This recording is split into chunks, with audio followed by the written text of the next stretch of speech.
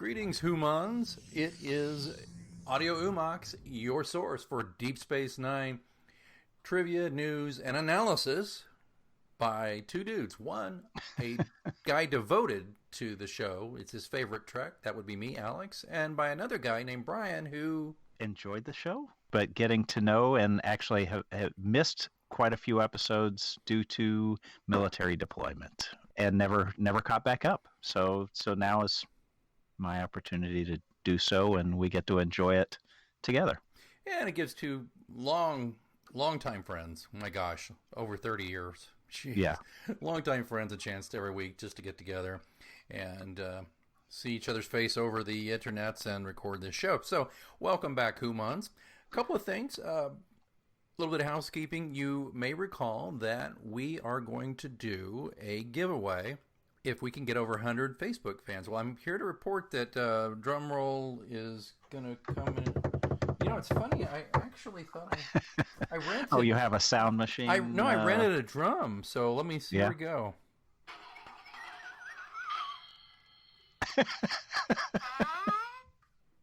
Oh, Jesus. That's a wrong kind of drum there. That's a kind of a rim shot.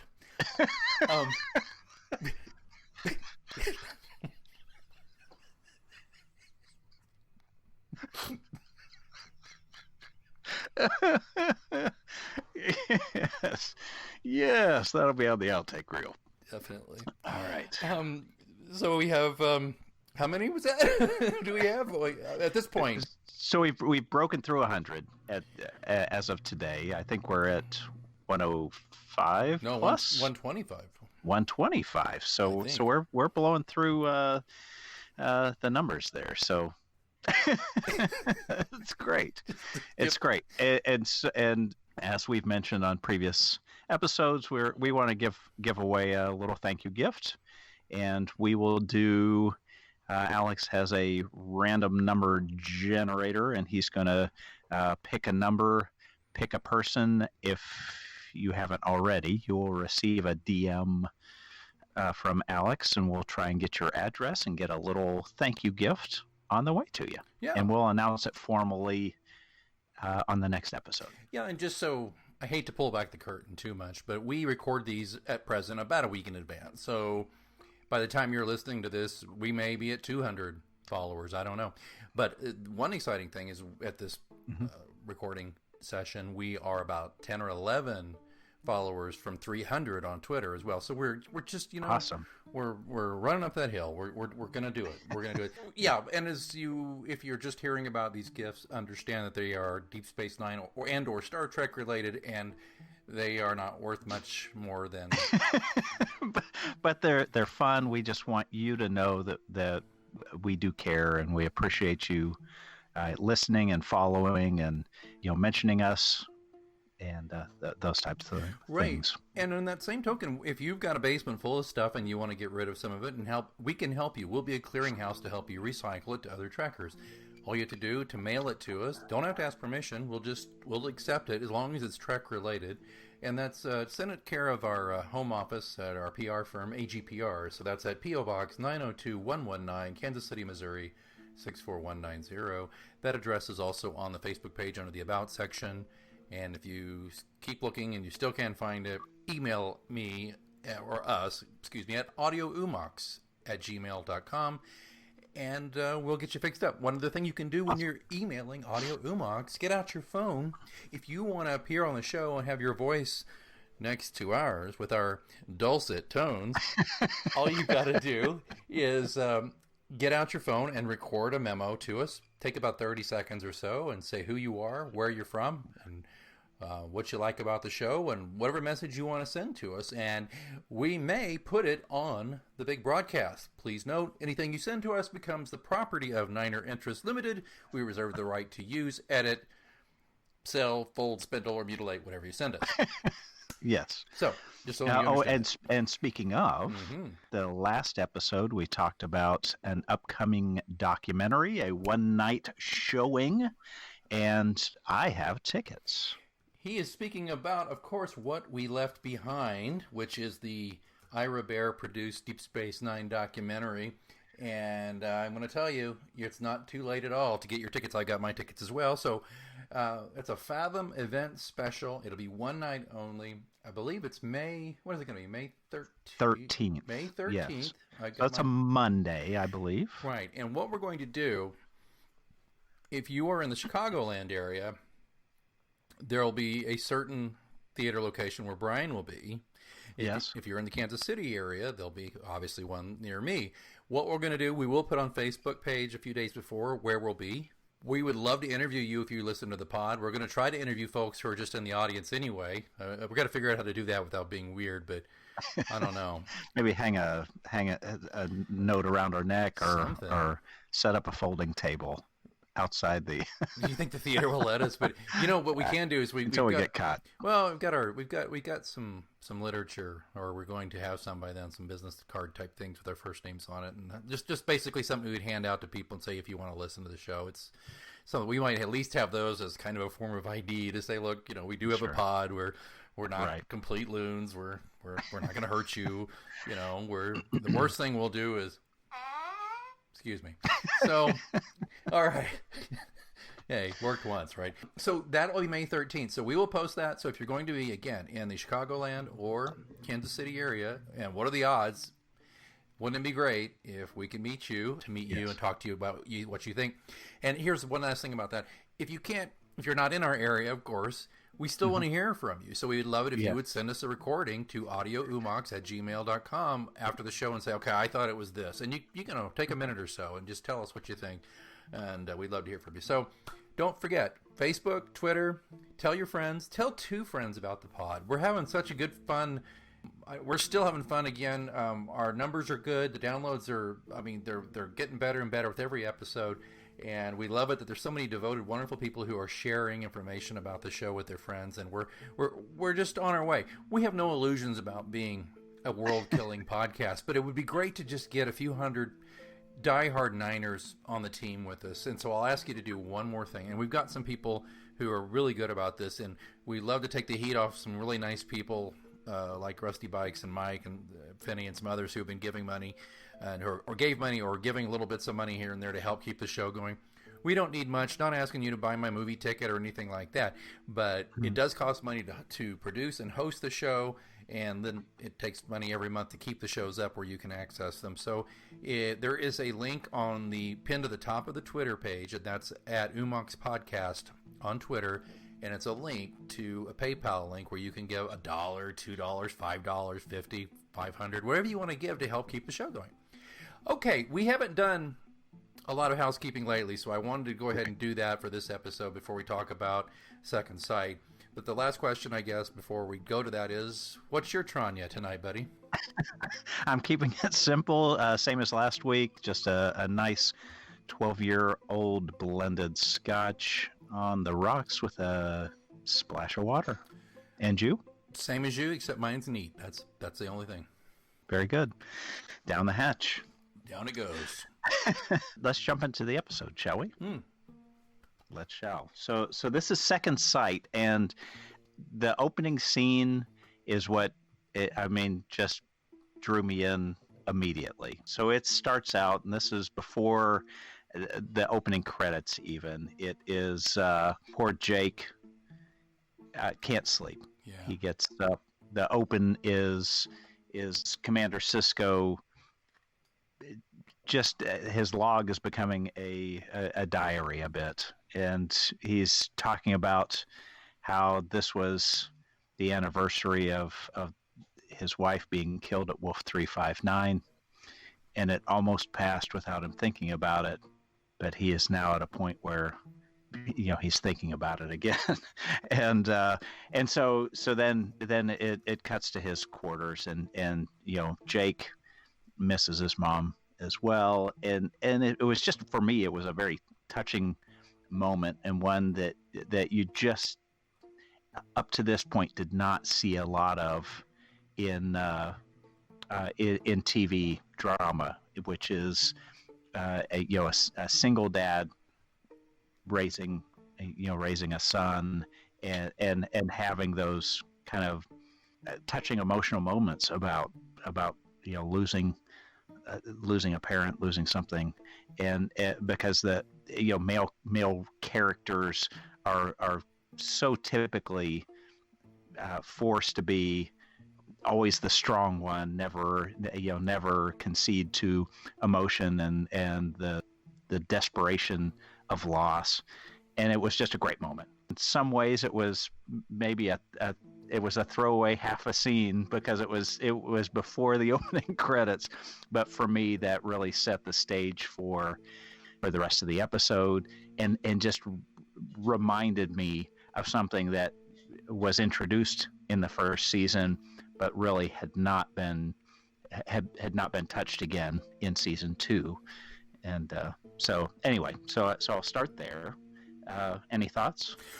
I would say that the one observation I can make about that is where he nearly lets the day go by and didn't think about Jennifer, was that in actuality, though, kind of a good thing, because an emissary, what do the wormhole aliens, what do the prophets tell him? Why do you exist in the past? Because he couldn't. Oh, sure. He couldn't get out of it. Let go. But here he was through work and just his new life. He had kind of let it go, but that said, what it did bring into sharp relief was that he's lonely. Sure. Yes, absolutely. I've read some comments on some websites about this episode.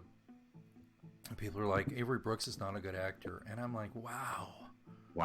It's like harsh. First of all, wrong. Second, look at everything in his eyes and his face, and yeah, there's some stuff that's I think unusual. I think he's an unusual person. If you've ever seen interviews with the guy, you'll know he's freaking unusual. But I think he's unusual, but he's not bad.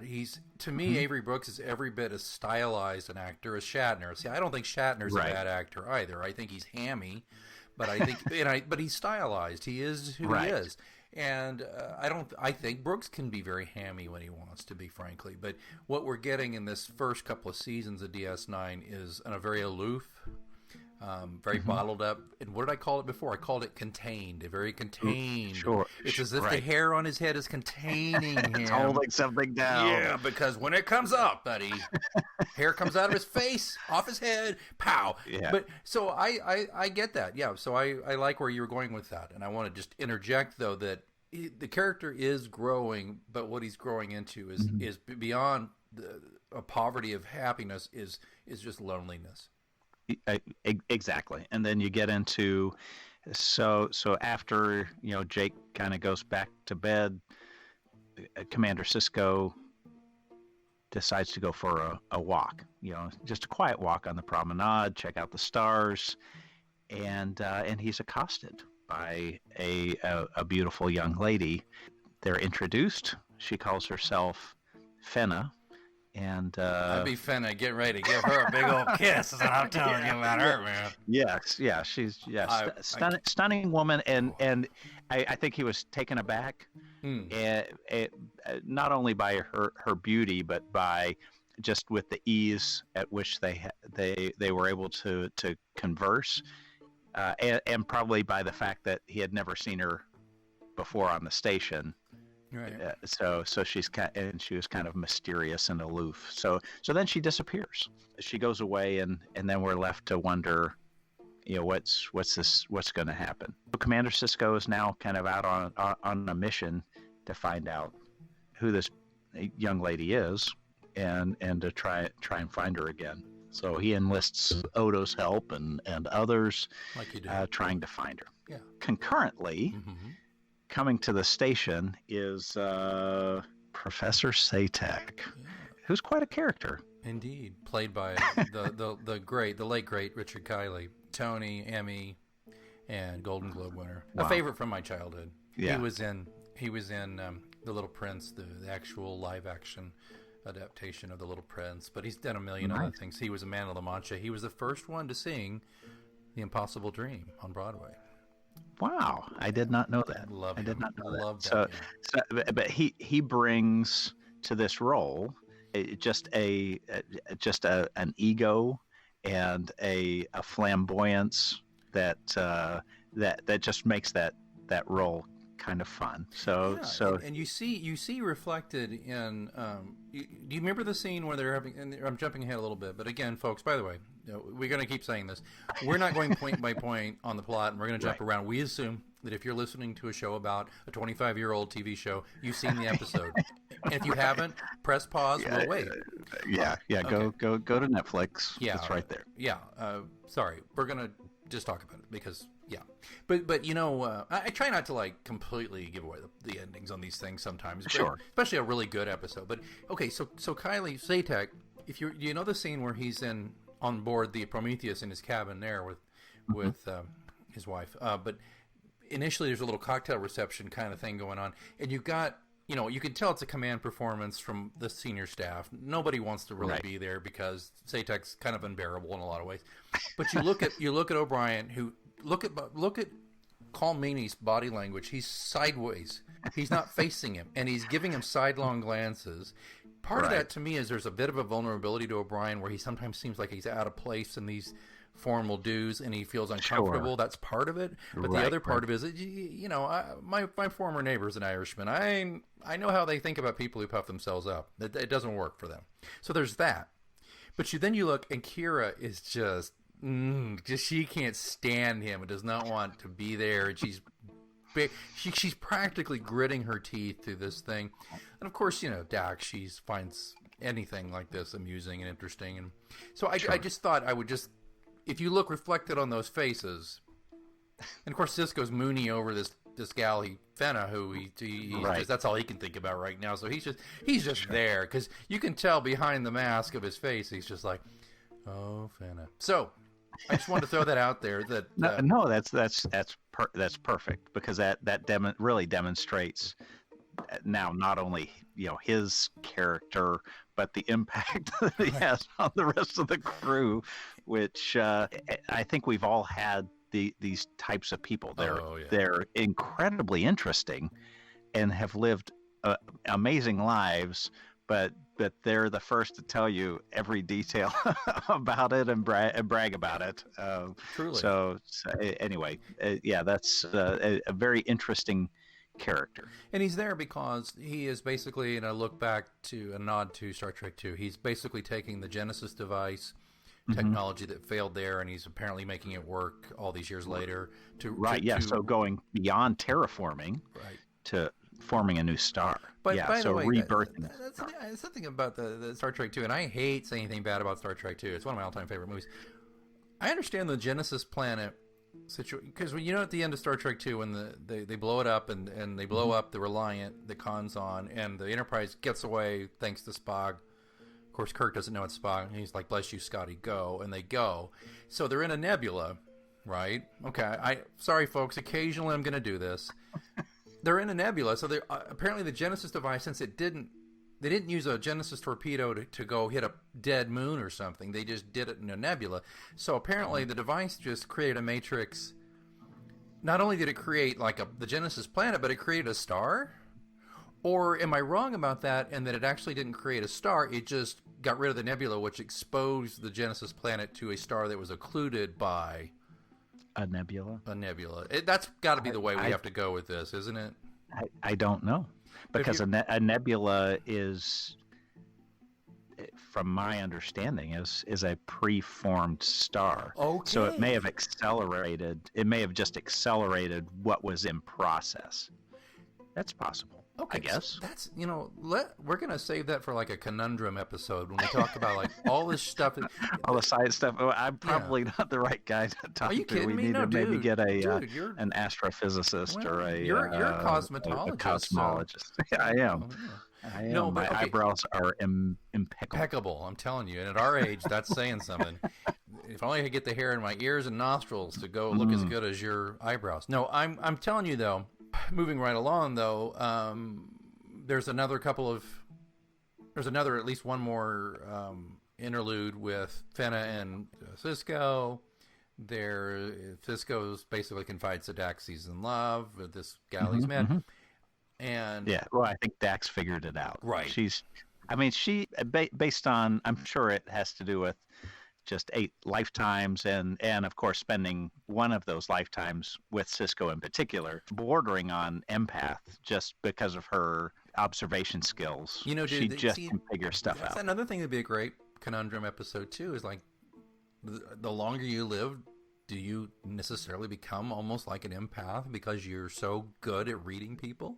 Right. Yeah, maybe. That's a great one. See, look at you. You're just spinning them off here. I'm like, he's doing like the dollar sign. It's like dollar bill, y'all, dollar bill, y'all. I got it all going on here. So Yeah.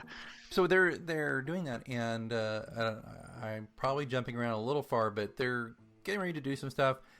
I'm trying to remember if the dinner party was before he meets the professor's wife, or It's at the dinner party. no, because she prepared the dinner. That's Right. when he sees her. No, I'm and sorry. he's like, is she a twin? Right. No, I'm sorry. That was a badly phrased question because I'm trying to get to the point where he kisses Fenna, right? Now, was that in Yes. his quarters before this or after? I don't Okay, know. well, it doesn't really matter. Other than the point I'm trying to make, I have a point about the kiss. Is my point. I would guess, based on Sisko's character, it's before. Okay, so correct me if right. I'm wrong. So maybe we're both wrong. Who knows? If he knew she was married, He wouldn't have. Yeah, he wouldn't have done it. pretty good. My point is, so here's another thing about this. So he kisses Fenna in his quarters. Who cares when he does? Mm-hmm. That's the first kiss this man has had probably since his wife died. 4 years. Wow. And you watch Brooks. Just watch the way that kiss is done and the acting there. Again, back to Avery Brooks. You believe it. And then when she disappears in the middle of it, look at the hurt in his eyes. And there's a real Right. tight shot of him. You know, it's Mm-hmm. and I mean, I've been there. I know you've been there too, buddy. I mean, Sure. this is to be lonely and to finally Yeah. get a little bit of relief. Put yourself out there. Put yourself out there, and then you're just like totally. It's literally taken away, Yes. vanishes. That's. You go to the dinner over on the Prometheus, and he realizes, wait a minute, Fenna looks just like, what was her name? Nadil or Nadell? Yeah, that sounds Adele? right. Did she sing that Yeah. song? Maybe. Yeah. Anyway, say a ex-wife. Because the character is not all that interesting, frankly, is compared to Fenna. Correct. She's pretty tabula rasa, I think. Yeah. Well, and there, yeah, we learn at the end that the or closer to the end that they are committed for life. So maybe, and that's. Oh, I guess I'll go ahead and spill the beans. You want to? She is a psycho-objective telepath, Mm-hmm. and that happens in her dreams. But it's happening in her dreams because she's dissatisfied with her Marriage. everyday life. Because he is an egomaniac, and he's just worn her out. If you see her at dinner, Right. look at her face. Yeah. She's so just like tolerating everything. And Right. he's, I mean, I'm Professor Satek after about 2 martinis, so I get this. I see my wife's face, and I'm like, oh boy. Oh no! So I get this. So she's just worn out by it. So then she starts, but in an unhealthy way, she's projecting Fenna, Right. and that's Fenna gonna get ready to kill her. Yes. Well, and this is an unusual phenomenon. The that to be a psycho-objective telepath, you actually have you create this physical being Right.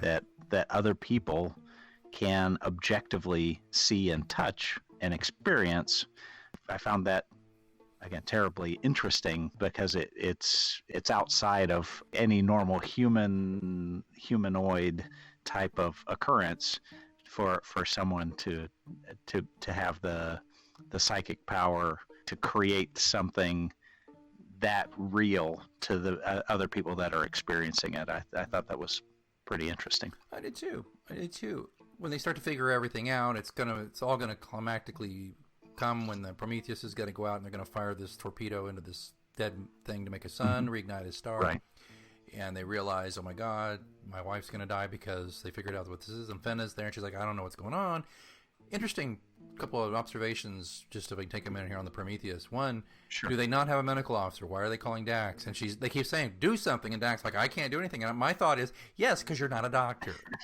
Right. Yeah. Where's Bashir? Well, or the chief, the CMO of the damn Prometheus. Of the Prometheus. Yeah, that's true. They have a sick bay. He was bound to a rock. I mean, that yeah, if something was eating his liver with a nice Chianti. Yes. Yeah, so there was that, and the other observation, by the way, though, was that the captain of the Prometheus on the bridge, the guy who does not emote and just sits there. Yes, I'm assuming the Prometheus is a science vessel, science only vessel. Yeah, except for that massive weapons pod that it's got. Yeah. I mean, just saying. Yeah, maybe they skimped a little on that casting. So yeah, but if you go back to, just 4 years earlier, yeah, most of Starfleet was killed. So they're probably still kind of scraping the bottom when it comes to command level officers and getting people appointments straight out of Starfleet. That's good. I like that. Well, yeah, suspend disbelief. I am, but I just had to make those observations. Sure. And it's a lot like maybe the Enterprise B. They hadn't got the doctor installed until Tuesday, along with the tractor beam. Okay, right. Yeah, that was dumb. All right. Yes. So we get to a situation where lots of stuff happens. There's a lot of emotion, and what ends up is like, okay, we're gonna have to fix this. And Dr. Satek realizes, if I can release her from me, yes, all will be well. And he loves her enough. Yeah, in some ways, the love of his wife, this would be his greatest achievement. Yeah, his crowning achievement. Not the star, but freeing so the woman he loved. Is that how you read that? And then the last thing he said, of course, let there be light. And of course, he also said, I left my obit for the Daystrom Institute. Make sure. Yeah. Now, see, that's something else I can see myself doing. Like, I'll be on my deathbed going, now, look, I wrote... here's my eulogy. Just read it verbatim. Yeah. I want the run of show during my service to do all of this, and I want this music. That's me. That's totally me. I'm an egotist in that regard. But I'm not brilliant. I'm just an egotist. But this guy... So he gets in the pod, and he injects himself along with the device into the sun, right, or the thing, and reignites the star, thus freeing his wife. And then there's unfortunately Fenna then disappears. Yeah. So she's free to live her life. It's not the woman that Sisko had met. So she wants to now go back to her home world and live out the rest of her life, which she's now free to do. In that last scene on the promenade, did you see how Sisko couldn't even look at her? He had to turn away from her. Yeah, it was killing him. It was killing him. I was going, oh, you poor son of a bitch. This has really got you, Right. Yeah, he finally puts himself out there, and it's an illusion. Yeah, that's tough. It hits a lot of notes. I read up on this episode. Apparently, the writing staff, most of the people who made this episode didn't think it succeeded. Thought that Kylie did the best he could, but that maybe he got the arrogant braggadocio part right, but not maybe enough of the other side of him right. All these things. Right. So you can read up on it on your own, folks. But I'll just toss it to you, Brian. What did you think of it? I mean, there were a few gaps, certainly, and I did have to kind of suspend a little bit. A person with an ego that big, it would take a lot for them to sacrifice themselves because they value themselves so much. Yeah. So bridging that gap of love for his wife to the point where he would sacrifice himself is it is a bridge that you have to cross. And as well as his ego in wanting to see the finality of his creation, which he is now, his act has takes that from him. So that's, again, you have to kind of assume that his love for her is that great, and they've spent I don't know how many years together. So I mean, I could certainly understand it. The acting and the writing did not substantiate that Right. So you have to kind of suspend it a little bit. I think Other you're. than that, I thought it was a really solid episode. It does follow the kind of "Love Is in the Air" theme of Love is Deep Space Nine early season 2. I was expecting Barry White or someone to come singing in, but there for parts of it. But for me, yeah, I thought it was solidly written. I thought it was well acted, and for me, it helped me remember some of the key things that I really loved about Sisko and Jake and their relationship Right. from season 1. Yeah, Sally Richardson, she was I thought, very good and very charismatic, particularly in the role of Fenna. But her role as Satek's wife, though, was a nice foil for that. She could act against herself. And but I think she was on that show Eureka on Sci-Fi Channel for a few years. I think it ended like 5 or 6 years ago. Not a great show.